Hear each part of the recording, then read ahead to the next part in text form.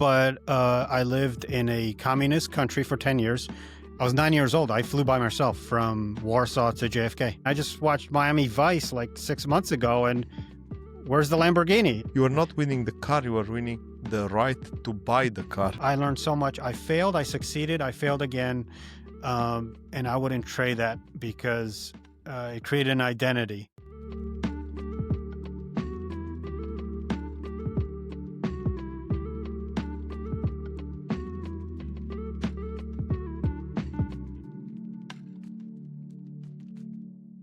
Rafal, good evening on both of our sides this time, and welcome to Whereabouts Tales. Thank you for having me, and I'll try to do my best sharing my story and answering all the questions. Thank you for being here. I much appreciate the time. Maybe for the beginning, please tell us where you are originally coming from and where you are living at the moment. Okay, so I'm going to date myself. I am 46 years old. Don't do that. My birthday is next week, so nice. Shout out to myself for a birthday. So I'm 46. The first 10 years I spent in Poland, Eastern Europe, or Central Europe, if you like to look at it that way. But I lived in a communist country for 10 years, and then I came to the United States for the last 36 years. And so I have an understanding of what capitalism looks like and feels like, and what communism looks like and feels like. So I see both extremes, and I experience both extremes. One funny thing is I came in August of '89, and communism fell like a couple months later in Poland. So it was it was very eye-opening when I went back the first time a few years later. So it wasn't your decision, then you went with the parents. Am I guessing right? Well, my mom was in the United States for a while, and she sent out like one of those special visas. And I got lucky when I went to the embassy. I had to sell a, you had to pitch yourself. You had to sell the concept of you want to visit your mom. And I was 9 years old. I flew by myself from Warsaw to JFK. Wow. Yeah. How was that, man? What do you remember from that? Oh man. Oof. I do remember the plane, first time on a plane. I do remember coming into JFK, and I was going through immigrations. And remember, I didn't speak a lick of English. And it was the first time I saw someone of different ethnicity. So I never saw minorities, brown, black people. And I remember going through immigration. There was a gentleman, and it's the first time I saw in real life an Asian person. Obviously, I see him in movies, but this is the first time, and he was an immigration officer. And he's trying to tell me something in English, telling me to write something. And then he got frustrated. I'll never forget this. I was 9 years old. He opened up the translation book. Remember, this is '89, so no internet, no cell phones. And he goes, imię, which means name in Polish. Oh, and I'm like, oh, you want me to sign my name? Okay, so I took a pen and I wrote my name for the paperwork in order to be legally here in the United States. So that was interesting experience. Everything all of a sudden, I remember that day, it was so hot because it was August 25th. And there were so many cars, and everything was fast, very fast. And coming from a communist country, it was colorful. That's one thing I've noticed, color. It was popping, it was vibrant. Remember the 80s? A lot of teal and pink and hard reds. So yeah, that was interesting. We come from the same area of Europe. We talked about this before that, so I know what you mean by colorful, and because I know what it means to be lack of color. And I think you have this gray in memory of Poland, right? Right. So now if someone makes fun of a communist country and they show you a picture of like this gray capital city with barely any snow, and it's sloppy, and there's like fog everywhere, I'm like, yep, that's about right. Yeah, that's typical. 100%. 100%. It's crazy. The story itself. It's interesting. So first of all, that you were allowed to fly alone with nine. I don't even Yeah, know that would never how happen today. That would never happen exactly. today. Yeah. Exactly. So I think it's important to say. Um, and the fact that the guy from immigration had a dictionary and they had the Polish words inside, so most probably all the words in the of the world, because they Yeah. were having experiences like this all the time. Yep. Yep. I totally agree. Interesting. I do remember, and maybe for someone who didn't live in the communist area, I do remember this the ethnicity part as well. It happened to me back in '97, I think. I was outside of my home city in another city in Romania, and I saw someone of a different ethnicity, and man, I was shocked. And this like I you cannot really explain, because if you have lived a certain period of your life only in your small bubble, I mean, it's literally crazy to explain. Yeah. People don't understand, and especially in the United States, what lack of diversity means. Where it's just one color, one brand. And it was just a reflection of communism as well. Because when I grew up in communism, you go to the store and everything's the same. You have one brand. You can't really pick and choose. So it was just a reflection of society as well. So we were familiar with that concept, lack of diversity for everything. Correct, correct. You arrived. I do guess that you met your mother after immigrations. Mm-hmm. How was the shock, Rafal? How was the so like you said, the colors? I think the colors is important topic, but after the first day, so the first day was the color, the fact that everything was alive, and it was colorful. But after that, what was the daily shock? Shock. Let me say it like this. Okay, so couple positives and negatives. I went to a school that had quite a bit of Polish students, so the transition wasn't 100% drastic. I had like a buffer. I had some kids that spoke to me in Polish because they knew how to speak Polish because their parents were Polish. They were born here. The main thing I've realized is there was a lack of cars were everywhere. There's a lack of walking. Like in Europe, you walked to your friend's house. You met at a certain place to have a good time. Um, in the United States, everything is car centric. So you have to get in a car to go someplace. So I started missing that. That hit me hard, where you couldn't just leave your house, walk over to your friend's house, and play video games or whatever. Usually they live 20, 30 minutes away, three towns over. So there's a lack of like community. That was the interesting aspect. But then at the same time, one of my best friends, this has happened in fourth grade. I was in fourth grade. He was Cuban, so he's Hispanic, and he became my closest friend in grade school. So that was kind of interesting. I try to learn English, and he knew English quite well, but he was also Spanish. So the actual connection that we had was fascinating and something I would never experience in back in Poland.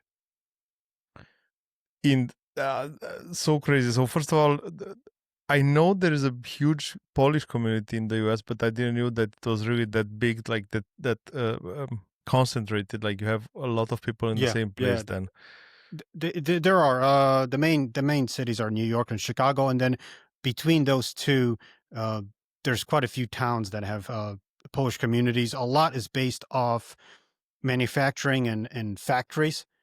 Back in 1800 and 1900s, uh, that's where a lot of Eastern Europeans came and they started working there because it was the easiest job. It was hard labor, but at the same time, you got paid doing it. exactly, exactly. Maybe it's safe to say that there was a lot of immigration also from Eastern Europe at the beginning of the century as well. Mhm. And I know also there are some movies made in Romania with the first guys that went to US with the boat, and there was an experience for everyone that was doing that. What How was it in regards to expectation, Rafal? So what did you expect when you left home, when you left Poland, Mm. and what did you find there from what did you expect already? Well, everything was based on Hollywood movies, my Cliches. perception. So So when I came in and I'm like, "Oh, crap, not everyone has a Corvette. Everyone has to go to work and work to earn that money." Like, the 2 did never clicked as a child, as in you have to go to work in order to afford all the good stuff, all the fun stuff. So I was just surprised by how many crappy cars there were on the street. I was like, "Oh my god, not everyone's driving a Ferrari." I mean, I just watched Miami Vice like 6 months ago, and where's the Lamborghini? That was kinda fascinating. Did you had the shock? Because I had the on my first trip to US, my one of my biggest shocks, and it was my first trip to US was 2017, I think. It was still my biggest shock was the school buses. I didn't expect it that they really exist in reality. Yeah, yeah, yeah, exactly. It's interesting because they're such prevalent and they're such a big part of the society where, parents just kinda shove the kids into the bus and we're done with you until about 3 p.m. when you come back off that bus. One of my guests said that they are the most unsafe means of transport from US because they don't have a seatbelt in the back seats. They don't have any kind of security, but No. they were always there and they are staying the same. Yep, always the same. If you watched, films or movies and shows from the '50s and '60s, they kinda look the same. It's one of those things, if it's not broken, don't change it. Exactly. So you said with the language you had you had a soft landing, let's say it like this. But what other things were hard to adapt to in US besides the language? No friendships. There's no way around it. Whether I came from Poland or another country, uh, having that connection and having that bond with friends, it's a little bit difficult when you start at 10 years old versus at 4 or 5, and then you also on top of that don't have, uh, you don't speak the language. So there's that barrier. So the friendships was kind of difficult, but I made quite a few friends that I'm still friends with, and we're talking about 35 years. So that was interesting. Also, um, the leisure aspect of it, how you spend your time having fun as a kid was different in the United States than in Europe. Um, it's a little bit, I admit, it's a little bit more mellow in Europe, where you just kind of, you have a beverage. When you're a kid, you have a Coke and whatever, and you talk and you can keep talking. But here it's like, let's do something, video games, let's do something else, and it's a little bit more fast paced and constant. Were you having were you having in Poland this habit to play outside and meet together with the neighbor kids, like to make like a football game, like a Yep. spontaneous football game and so on? And something like this was not happening in the US. Yeah, exactly. And part of it is that whole car-centric Exactly. aspect of it. You can't, like, even with cell phones, you say, "Hey, let's meet up." Well, that's gonna take, like, 30 to 40 minutes because, you have to get in your car or your parents have to get you in the car. So it was almost like a scheduling thing, while in Europe, it was like, "Alright, at 3 p.m., I can expect my friends after school to be on the soccer field, and I'll meet them there." And, it was just a better connection.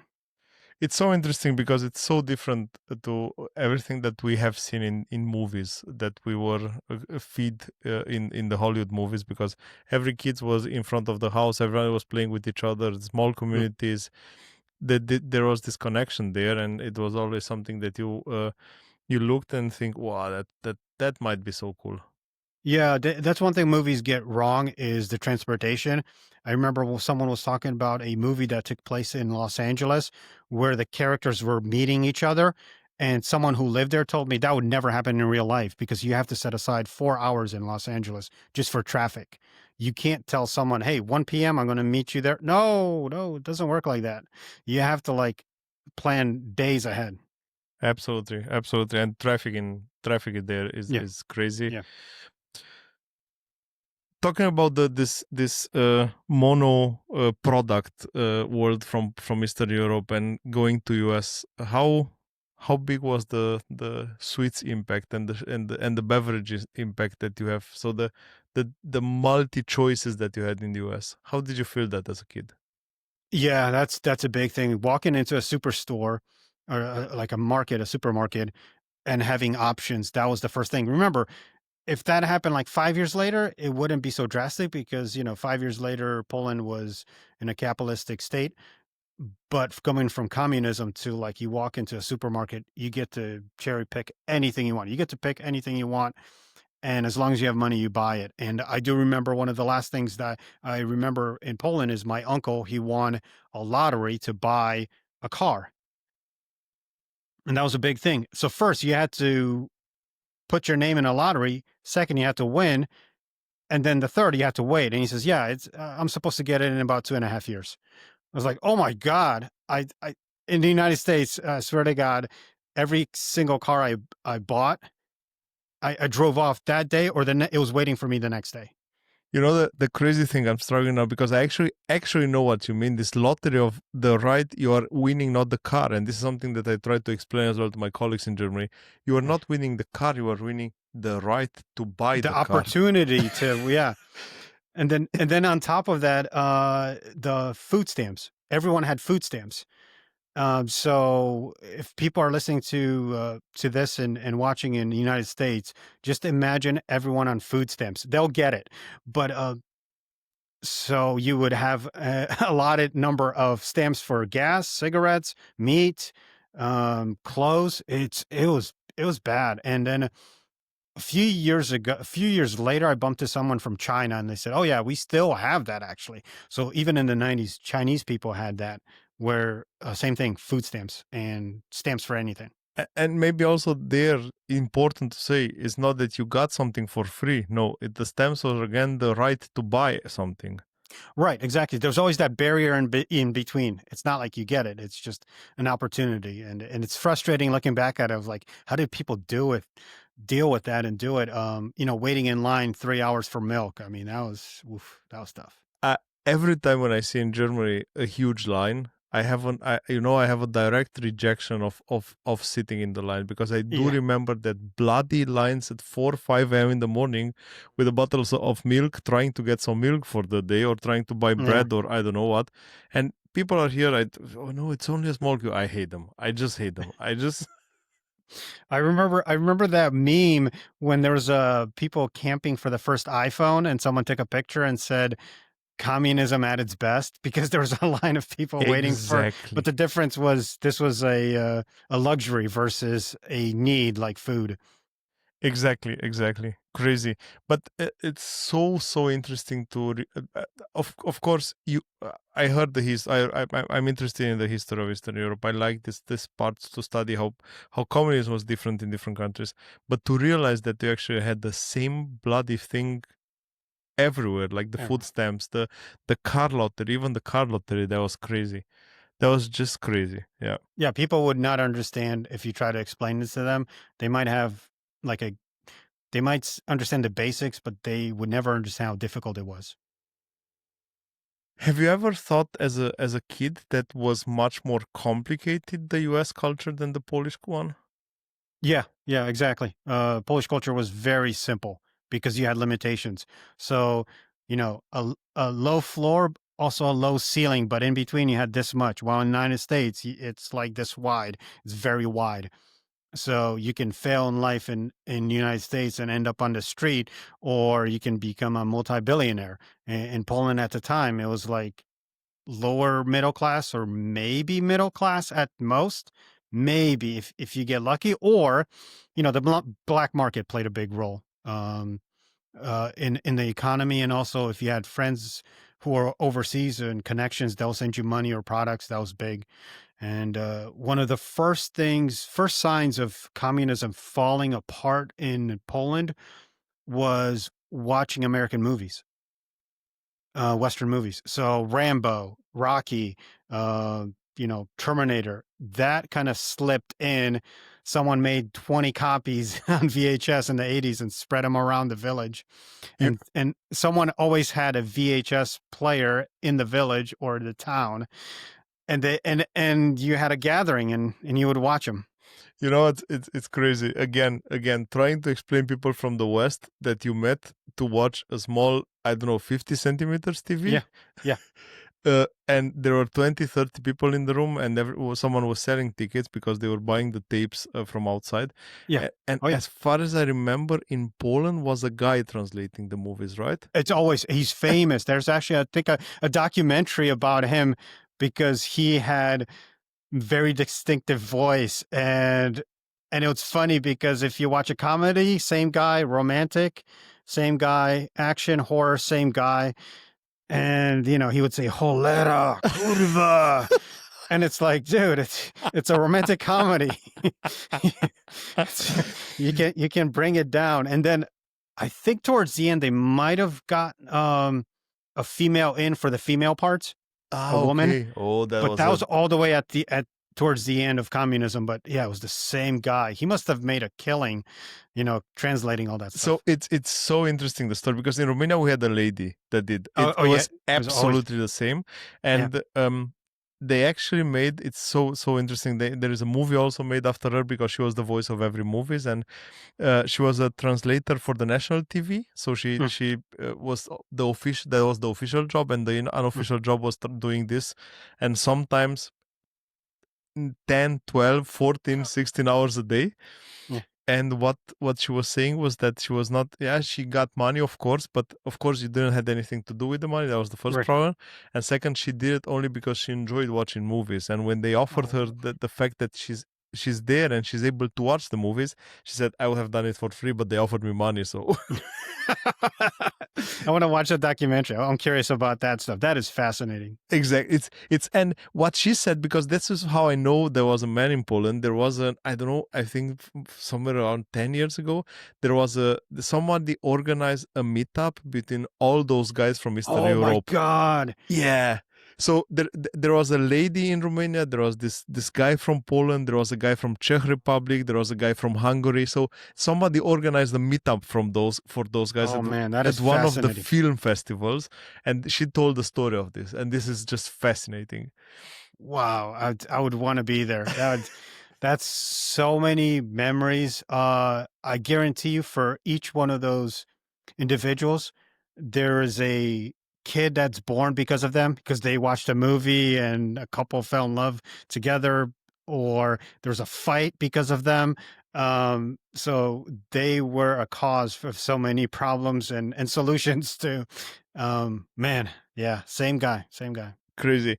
The interesting thing is what you were saying is this, that the fall of communism started with the American movies. You know that Ceausescu, so the dictator of Romania, actually said this, that the big satellite dishes are the reason why people are getting this open-minded mentality, and they Right. should be forbidden. Right, right. So actually, to go a little bit deeper, one of the first shows to pop up in Eastern Europe and Central Europe was Dallas from United States, and the reason that the communist uh, government allowed it is because they thought it was so bad and trashy that people watching it would think, well, we don't want any part of that. It's fun to watch, but we would never want to go there and experience all that stuff. But it backfired because it became entertainment. And another thing that kind of uh, came back to haunt them in the end is the church. They allowed the church to exist, and that's where a lot of people met to discuss the downfall of communism. To To plan progressive, it. yeah, plans, yeah. Interesting, so interesting. Dallas was, they I think they broadcast this for about 1 year, and when they realized it's entertainment, they stopped it. Okay, And it was restarted after the revolution, so after the 90s, yeah. in Romania. It's so interesting, so interesting. So one more thing about that. There's a documentary. I forgot the name. I've seen it like 10 years ago. That's why I can't remember the name. But it's about VHS movies making their way to Central and Eastern Europe, and they did scenes what happened at the border, because the soldiers on the border were the same like us, where they were desperate for cash. So a guy would slip like chocolate, Swiss chocolate, or real good bacon, or something for the kids, toys, American or Western toys. And the guard would just look the other way. He's like, "Yeah, we know you got VHS tapes. Go, you can come in." Absolutely. But this is a really good, so money were not that important as products. Products. Oh yeah, Like you said, so if you had, I don't know, a stack of cigarettes, yeah. in Romania, Kent was huge back then. Yes, yes, yes. Oh yeah. Oh yeah, that was huge. And every time you went to the doctor, you had a pack of cigarettes or a pack of coffee because we didn't had coffee. They had a coffee replacement that they were selling in Romania in the Yeah, markets. yeah, yeah. It was disgusting. Exactly. And yeah, it's crazy. It's really crazy. So you know what? I will link the documentary with the Romanian lady Yes, in please the do. show notes because I think it's interesting. It's really interesting. It's a part of history. You went to US, you realize, okay, movies, so life is not like in the movies. Did that destroy somehow the happiness of seeing the movies for you while you were in the US? No, because I was living my life. It's just like you were shaping yourself. Yeah, you quickly kind of realize, hey, this is not real. Just like an American kid watching an action movie saying, "Oh my God, everyone has guns around here and shooting each other or whatever." No, it's not like that. So I was living my life. I like at that time I made friends. I was going to school, and by 15, 16, I had a job. So yeah, it was just something normal. How do you think it impacted the way in which you developed the fact that you didn't grow up in Poland, that you did part of your childhood in the US? Well, and I have a wife and a child, so I can say this that I see both sides how my wife raises our child versus me, myself, and what I do is I'm a little bit more sorry to say, but grateful for what I have because I know the other extreme. I lived in a village where we didn't have plumbing. so so there's that, and you got one gift per year for Christmas, and that's it. My daughter gets one gift probably a week because she saw something on Amazon and can click purchase, and boom, it's hers in 2 days. So what I try to instill in her is what I instill in myself. Experience stuff, don't buy them. There's a saying that on your tombstone when you die, there's a date of your birth and your death, and there's a dash in between. Make it about people, not possessions. And that's what I try to do, and that's the reason I do it is because what I experienced the first 10 years when I was living in a communist country, because I didn't know it at the time, but we had nothing, absolutely nothing. There's a famous car that everyone makes fun of, which is the Fiat 126 Maluch. It is one of the tiniest cars. And if you saw a picture, maybe you can show a picture, a graphic, the 126P. Oh my God. And people were hoping to get a lottery to win that car, to get that car. And I'm thinking, oh my God, this is pure crap. Like you bump into a wall at 10 miles per hour, you're gonna die. Literally no safety. You know Dacia 1310? Yeah, yeah, yeah, Dacia too. Yeah. Absolutely the same So you crap. got Dacia, Wada, yeah, Fiat was big. If you got a Volkswagen, that was oh man, you were a high roller. Absolutely, absolutely. Yeah. You're wrong. So in Romania, they made the Dacia was a copy of Renault 12, Mhm. and then they made so there are two models still. There was a car which was a copy of a Citroën, which Yep. was called Old Cit. It's so stupid because they copied the patterns from Citroën and they Mhm. were making it in Old in an area of Romania which is called Ot, and it was called Old Cit, like the Citroën from Old. Oh wow. Oh wow. Well, oh, it was bad. And there's one more car, and you're probably not old enough to know this, but anyone above 40, 50 maybe would understand. There's a car called Trabant, and it is yeah. And now if you have one, you're the man because you kept one. This is one car where you mix the oil and gas together in order for it to go. And I think it was like 12 horsepower is pretty much equivalent to a lawnmower. When you cut grass, I think your engine's a little bit Oh, better than that car. exactly. That's better. I don't know if you know there was another one in Romania which is called Lăstun. Do you know it? Oh, we never saw that one. Yeah. So I don't think we it did. was smaller than a Trabant, Mhm. and it was almost entirely made out of cardboard. So there was a bit of a Yes, structure I to hold it, yeah.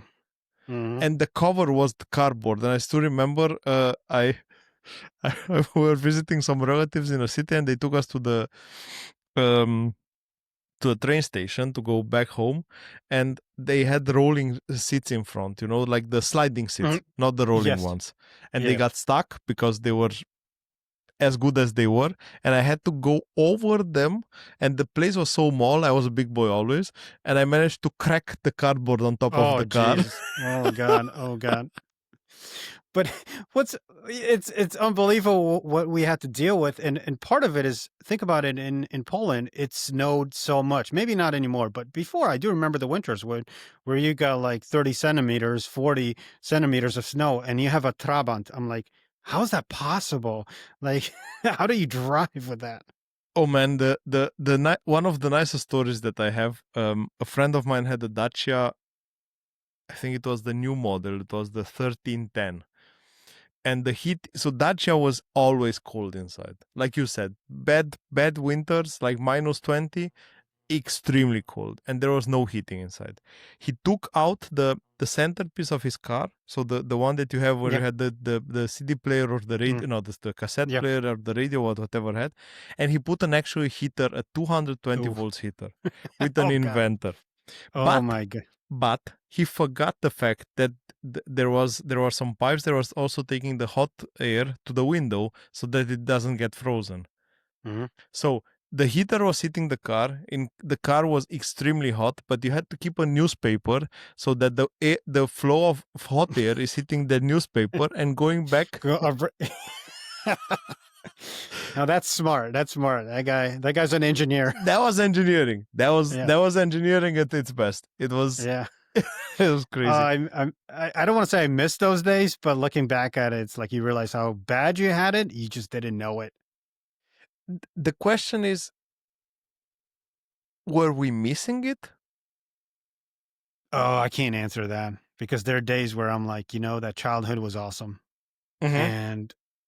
and you had to work for everything. So, if you lived in a village like I did, in order to get to the town or the city, it was an event. The one thing, the buses did run well, but everyone jumped on the bus and to get there, and I do remember taking aside like hours just for a little shopping experience.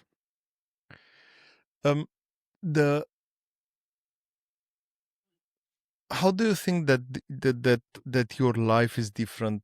I want to ask you in a different way because I think it's much complicated if I ask it like this. What do you do for a living at the moment in US? I work for a TV station. You can kind of tell all the lights. And off to the side, I have a hobby, podcasting. I have my own show about gambling. Uh, don't do it. Don't gamble, people. Don't gamble. Gamble with your life. That's about it. But not with money on sports. But just to quickly go over that, in high school, I was the first guy with a video camera walking around. This is late '80s, so I was still filming on tape. And then in college, I decided to go towards media and communication, and that was over 25 years ago. So I'm one of those people that started early and stuck to it. There were a lot of bumps in the road, but I wanted to do this, and I still am doing this. Do you think you would have had the same chance when if you were in Poland? I don't think I'll be doing the same thing. Remember in Poland, especially in communism, and a little bit even after, you were kind of set in your way. The government kind of picked what you were doing based on a couple exams that you took. So, like, the engineers were always going to be engineers, and doctors and lawyers because of how high they scored, and you were kind of like placed in this a little box. So, I'll be honest, I'm not that smart. I'm not an engineer. I'm not a doctor or an attorney. I would never make it to that realm that high. To be honest with you, I'll probably be working construction in Poland and or driving a bus. I love your honesty. I love your being direct. Oh, no, I got 46 years, so I can look back and just be honest with myself. Absolutely. The Of course, what communists never did, they didn't support creativity, and working in a TV and Yeah. television, a huge part of it is creativity. And like you said, you were clustered based on some exams, and if you're not good in the exams, then you stayed in those clusters. And I don't know if it was the same in Poland, but in Romania there was another clustering, and it was based on the area where you were coming from. Because Yes. there was an area in which, I don't know, the coal industry was bigger. There was an area in which the sand industry was bigger, and so on. So somehow you're clustered based on the results and based on the area and you knew exactly what you will do, and you would have like a defined destiny. You know that you worked in the same place like your father, and for my Mhm. father, it was the same. He worked in the same place as my grandpa, so nothing would have changed. Right, exactly. And then it still exists in Europe. I know I was talking to someone in England who lived in the United States and but was born in England and lived there quite a bit. And I asked him, what's the biggest difference? Because, we're not talking about communism, capitalism. We're talking about two Western countries and cultures. And he said, there's still that feeling, and it probably trickles down from the royal family that if you're born royal, you're always going to be a royal. And if your dad is a doctor, most likely you're going to end up a doctor. And there's a pecking order, and no one steps outside. No one says, wait a minute, my dad picked up trash for a living. He was a garbage man, but I'm going to be a doctor because I'm going to do better. In the United States, that is what they sell you. Hmm. That's what you're sold. Like you can do anything. And to be honest with you, I know I don't know if I can swear, but You can. United States can get a lot of shit about how they're dealing with things and how they are as a society. But one thing they do have is give you an opportunity to succeed, and I never seen it anywhere else. Where a garbage man will tell his son, "Hey, you could be the next president," and it's true. Like you can really do it. I think the chances that you have is this, but it's like you said, it can go amazing, or it can go Right. really bad. So you can go both ways. There is no social net that can L- save you l- like in Europe. Low floor and high ceiling, and there's a lot of stuff in between. And some people don't like that. They rather have this area where they can work within the confines of higher floor, less ceiling. So and it's the whole mentality of telling a billionaire, "How come you didn't stop at millions?" Um, you know, because I couldn't. I wanted to strive to do better, but there's a lot of people that'll say, you got a couple $1 million. How about you stop right now? You have enough. Hmm. There's none of that mentality in the United States. If you made 10 million next year, try for 100. This is one side of the coin, but the other side of the coin, which I think it's developing quite bad in Europe, and you can see most probably you are following the news as well, and you see that there's a lot of extreme right Yes. winning or getting more and more votes in Europe, because Mm. they are promising again this extreme social net that the communists gave. We will come, we will take care of you, we'll give you houses Right. with 30,000 euros.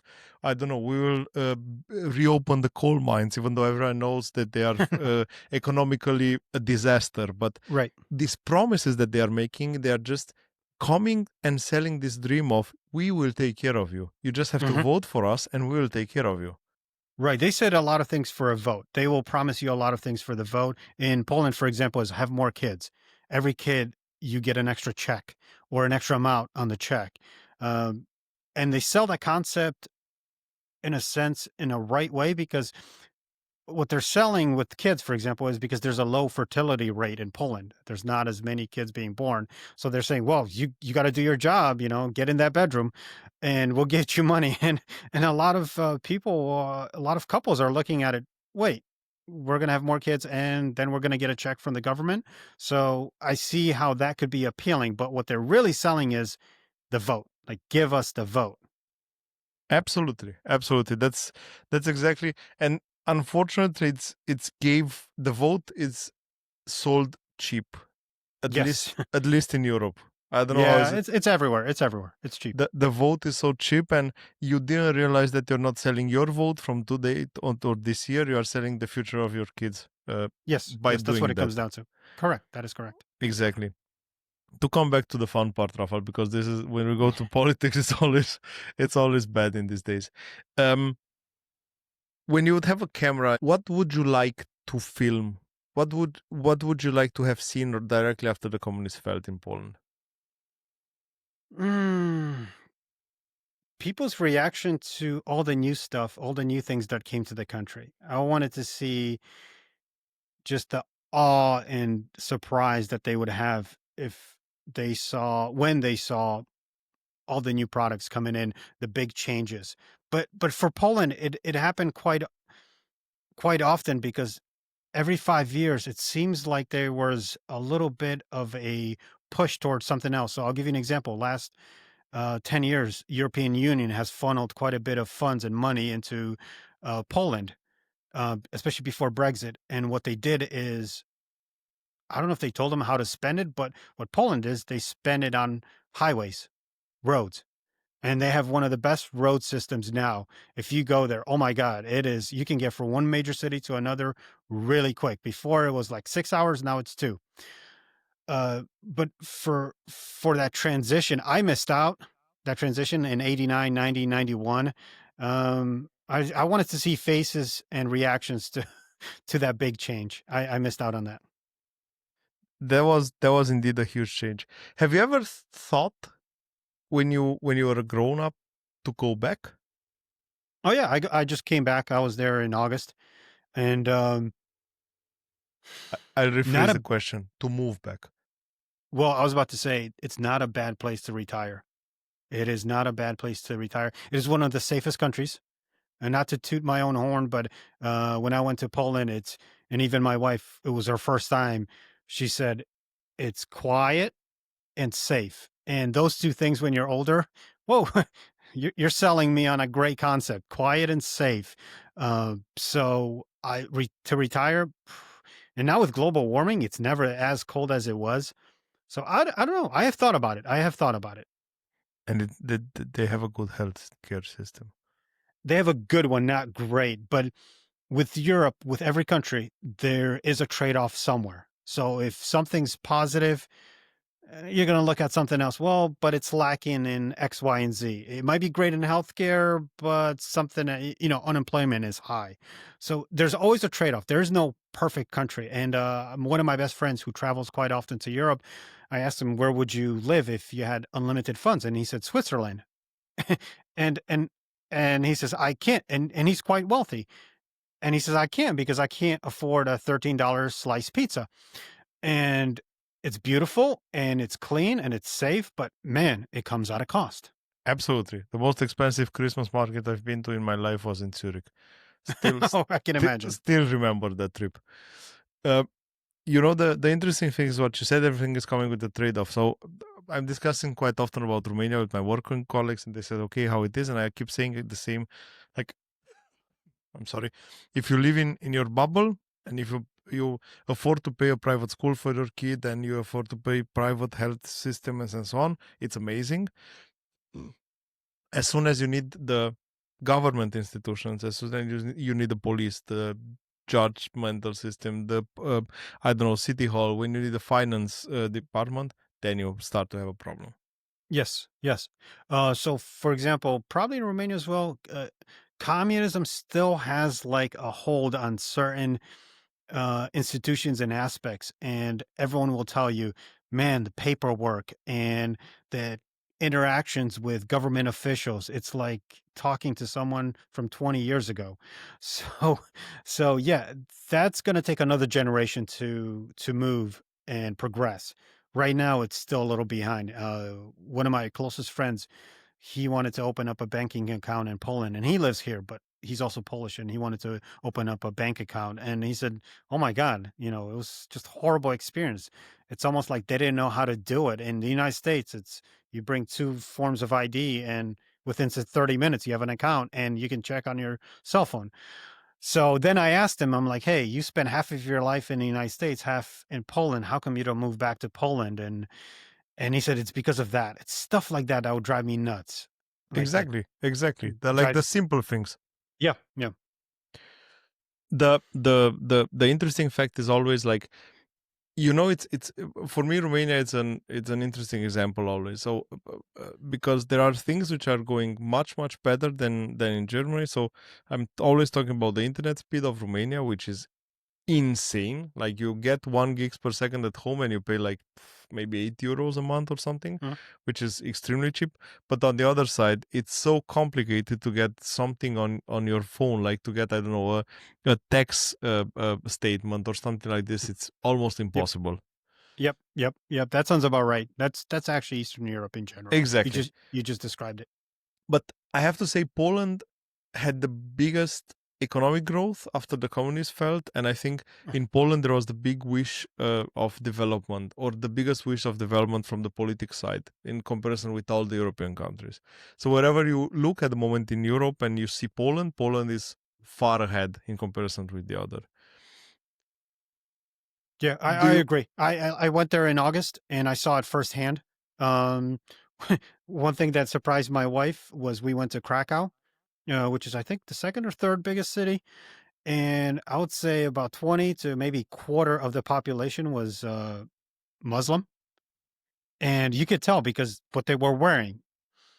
And I talked to a couple of taxi drivers, and actually they were all Ukrainian, the taxi drivers, and they said there's direct flights from Qatar and Dubai. And I thought, well, out of all the places, why would they pick Poland? Even though there's a direct fly. And he says, well, it's like 45 degrees Celsius right now in Dubai, and it's 18 and 20 and sunny and and it's perfect. Obviously, they're going to come, and plus they had money, so they come in with like 12 luggage bags and buy a bunch of stuff and then leave. And then Polish people actually enjoy that because it goes back to the economy. But one of the biggest things is Poland did is they and it was pure luck. It was pure luck. When the European Union opened up, a lot of the young people went to UK, Ireland, Scotland to work. I mean, uh, the zloty, the currency is right here. You got your dollar, you got your euro, and then the pound was like, whoa! If you're making pounds but living on zloty, I mean, king? you're all set. You're all set. So what happened was once Brexit happens, a lot of these individuals came back, so they knew the culture and language. So now when you go back to Poland, you already know English, and that helps you with a lot of job opportunities, whether it's tech, hospitality, medicine. So I don't know if it was luck. I think it was a little bit more of luck. Poland has a huge demographic of people that can adapt well because of their language. I think it was not only luck, I'm telling you from the, let's say, from the first hand experience from here. I think the most or the biggest reason why the guy, I work in a company that it's in.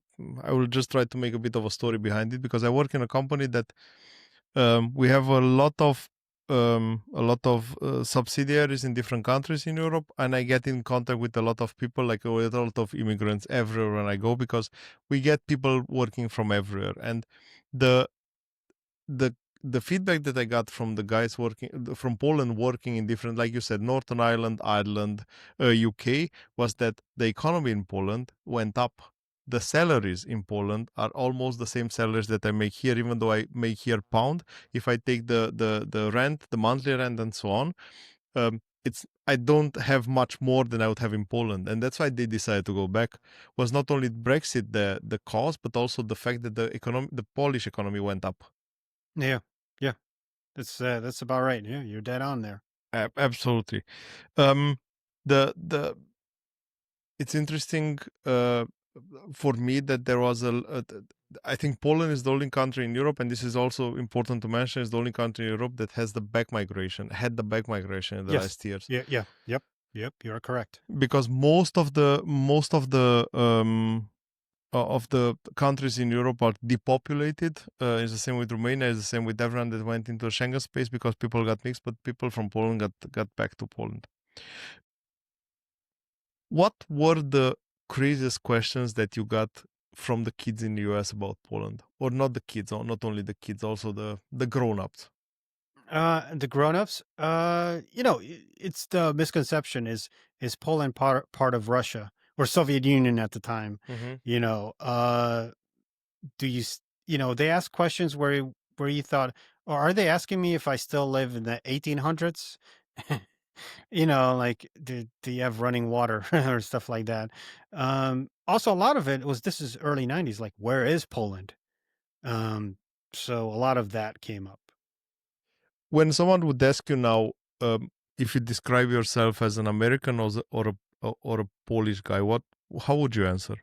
Both. You can have two heartbeats. Um, I like that. I'm Polish in heart. Um, but then I recently went back and in August, and yeah, oh, oof, there was a learning curve. And a quick example. So I spoke Polish to everyone that I could. I spoke Polish to pretty much everyone, and towards the end, I got caught. So I was taking a taxi, and I had a backpack in the back of the taxi, and I was getting out. My wife and my daughter, we were getting out, and I told the gentleman, "Hey, don't forget my bag." And I said it, and the word is torba. Torba is bag in Polish.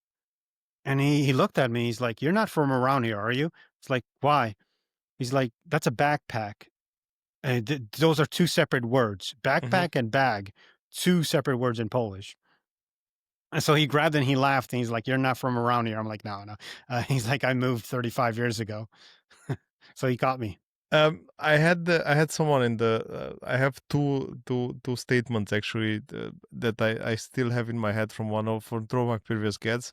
I think Priyanka, who said that if you are an expat, you belong everywhere and nowhere actually. True. I agree. And then Paul said in the previous episode that uh, he feels like he's a permanent stranger. Yeah, that's about right. About right. If I go back to Poland and I try to recreate or start my life all over again in Poland, it would take a long time. It would take a long time. The language, the culture. I have a soft tongue now because I speak English fluently. So when I speak Polish, it's almost like a kindergartner or a first grader speaking, based on how soft my dialect is. And also I don't remember all the words and phrases and sentence structures. I make a lot of mistakes, but I can get by. Let's just say I can get by. You said you could imagine Poland to be the place of retirement. Mhm. That means if I ask you where is home now, you would say US? Yeah, it's a US. One great thing about United States, um, within 12 hours I can be on a beach or skiing, all with my driver's license, one little paper or plastic identification. I can get away from a snowstorm that's coming my way to go to Miami and sit on the beach. If it's too hot, go to the mountains to snowboard or something. And the amount of parks, like natural beauty, there's nothing like it. This country, United States, has the best national parks. I'm a US fanboy, for sure. I am. I did it to 2024. No, 2023. I don't remember. Doesn't matter. I think 24 was I did a road trip on the East Coast with my wife, and I have to say we drove from New York to Miami and back, Ooh, with nice, my nice. wife and my kid. I have a 6 year old back then. We had a lot of stops. It was about 3 weeks, but man, the views, the Yeah. beauty of the country, and you know what surprised me the most? The kindness of the people as you go south. Yeah, it's called Southern hospitality. I lived in the South for 2 years. It's a little bit different. Coming from, like, New York to down south, you look back and like, "Well, why are you so nice to me? Do you want something from me?" Exactly. That's your reaction. So, that's another reason the United States, because it's so big, you get diversity as far as personalities are concerned. And, New York, even the 2 major cities I'm close to, New York and Boston, totally different. They're 4 or 5 hours apart, but man, they're so different. Boston, as far as I know, is more European, right? Yes, yes, it's one of the oldest cities. So, if anyone is visiting United States but wants to experience old European culture, I know that's relative. We're talking about hundreds of years, not thousands. Boston, Charleston, Philadelphia, Savannah, those are the big ones. And Washington D.C. is kind of nice. I wanted to ask you, but you already made the argument. But I want to ask you, if someone would like to move to US as an expat, why would you say yes, and why would you say no? Well, like I said, the diversity of the landscape and the people for a yes. For no, that connection you have with close friends and family, I thought, and I still think that in Poland and Europe, it's a little bit more, it's tighter. Like your family is a lot. I know Italians make fun of that or make a statement like, family mafia and all that. They're once you're family, you're always a family and whatever. I would say in Europe, it's a little bit more prevalent. So sometimes it's weird saying that there's hospitality in the United States, but you also get the cold shoulder sometimes. And I can't explain it until you experience it. Hmm. This cold shower that you are mentioning, this is a really important topic because this is something that nobody's talking that much about. Right. If you'd be able to go back in time and you would have the choice to stay in Poland, would you stay? No, no. I experienced too much. Uh, I did another podcast and someone asked me the same question. I'm sorry. Same, no, same question. And my answer is going to be the same. I learned so much. I failed. I succeeded. I failed again. And I wouldn't trade that because it created an identity. Uh, I was able to create an identity here in the United States. And man, even my mom, she sometimes looks at me and she said, "Man, what would you become if we never left Poland?"